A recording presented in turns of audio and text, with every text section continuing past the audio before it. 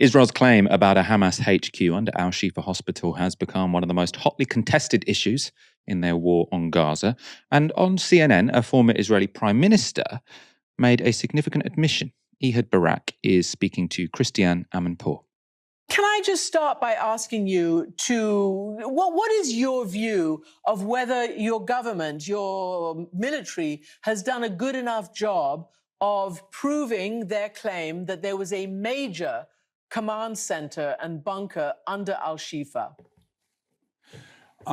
It's already known for many years that they have in the bunkers that originally was built by Israeli constructors underneath Shifa, were used as a command post of the Hamas and a kind of a junction of several tunnels, part of the system. I don't know to say to what extent it is a major. It's probably not the only kind of command post. Several others are under other hospitals or in other sensitive places, but it's for sure had been used by Hamas even during this conflict. Well, that's the first time I've heard that particular admission made by a senior Israeli politician. So the one about the fact that the tunnels underneath Al-Shifa were built by the Israelis. It's not a surprise, though. In fact, we've been reporting for days on this show that Israel themselves built tunnels under Shifa Hospital. And we knew that because it had been revealed in a 2014 article in the pro-Israel tablet magazine. Now, this is the article in question. So, top secret Hamas command bunker in Gaza revealed. And then this is the relevant passage. The Israelis are so sure about the location of the Hamas bunker, however, not because they are trying to score propaganda points or because it has been repeatedly mentioned in passing by Western reporters, but because they built it. Back in 1983, when Israel still ruled Gaza, they built a secure underground operating room and tunnel network beneath Shifa Hospital, which is one among several reasons why Israeli security sources are so sure that there is a main Hamas command bunker in or around the large cement basement beneath the area of Building 2 of the hospital. So what Ehud Barak said isn't new, right? We've known this for a while. But take a look at Christiane Amanpour's reaction. Well, when you say it was built by Israeli engineers, did you misspeak? No, decades ago we were running the place. So we held them. It was many decades ago, probably 4 decades ago, that we helped them to build these bunkers in order to enable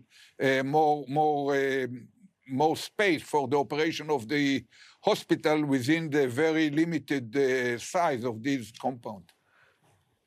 Okay, all right. Well, that's sort of thrown me a little bit. So these were there for a long, long time, but you're claiming, or they're claiming, that they're used as a major command center. Anyway, the fact of the matter is that as yet, they have not shown conclusive proof of that. Really interesting. No, I mean, Christiane Amanpour handled that interview well. She didn't know a fact. She didn't pretend. And what Ehud Barak said was notable. I haven't heard any sort of other leading Israeli politician say that publicly. But it is also the case that we have known this for a while. And that does matter because we have heard over and over again from Western journalists essentially repeating Israeli talking points that it's these tunnels under Shifa Hospital that make it a legitimate military target. And then we've seen, these have also been debunked really, haven't they? But sort of the IDF put out a video where they say, this is a shaft that goes into a tunnel under the hospital, and therefore that's proof that the hospital is fair game. And then you've got reporters sort of repeating that uncritically. And it would be very helpful if when the IDF are telling these stories to mainstream journalists, they were aware of things such as the fact that Israel built these tunnels themselves, right? That doesn't, as we always say, that doesn't mean, Israel could have built the tunnels for one purpose and then Hamas used them for a different purpose. That's perfectly plausible. But what we keep hearing is this idea that the fact of tunnels under these hospitals, and then Israel shows some evidence of tunnels, and then suddenly that's supposed to mean, that this was a Hamas HQ and therefore the hospital is fair game. I mean, Hamza, what did you make of that interview? And I suppose Christiane Amanpour's sort of complete surprise at what Barak had just said. I think it was actually a metaphor for the way the Western media's, mainstream media's handled much of the coverage. The fact that this issue of the tunnels has been a talking point, it's just been regurgitated by, military spokespeople, Israeli ones, and it's just gone as the main line. I mean, without any scrutiny, without being challenged. Journalists, especially presenters on mainstream, supposedly, heavyweights, broadcast heavyweights like CNN, they're supposed to be well informed, they're supposed to be rigorous with their research. I mean, she's shocked that Israel exaggerates or fabricates claims, justifies campaigns. Really?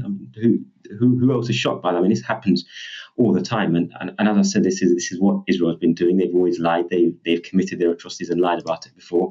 But it just, like I said, it goes right to the heart of the problem, which is that Israel can, and too often in this latest chapter, this dark chapter in Gaza, too often they've just been able to regurgitate claims like, for example, the new one is, we need to target the Hamas militants and their command centers and their hubs in the south. But you said in the north that was their main hubs and their command centers.